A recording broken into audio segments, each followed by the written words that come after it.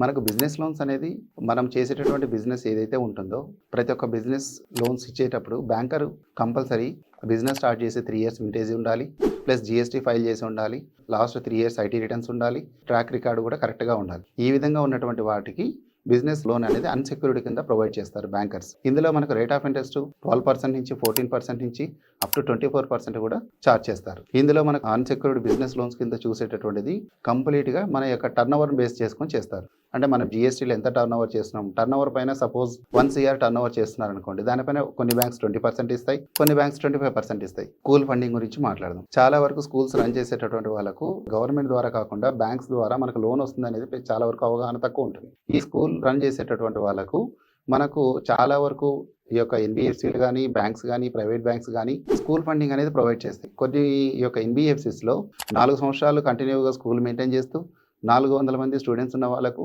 Unsecured కింద minimum 30 నుంచి 50 lakhs వరకు కూడా లోన్స్ ప్రొవైడ్ చేస్తున్నాయి. సో వీటన్నిటి గురించి మీకు ఏమైనా డౌట్స్ ఉంటే కింద ఉన్న నెంబర్కు కాల్ చేయొచ్చు.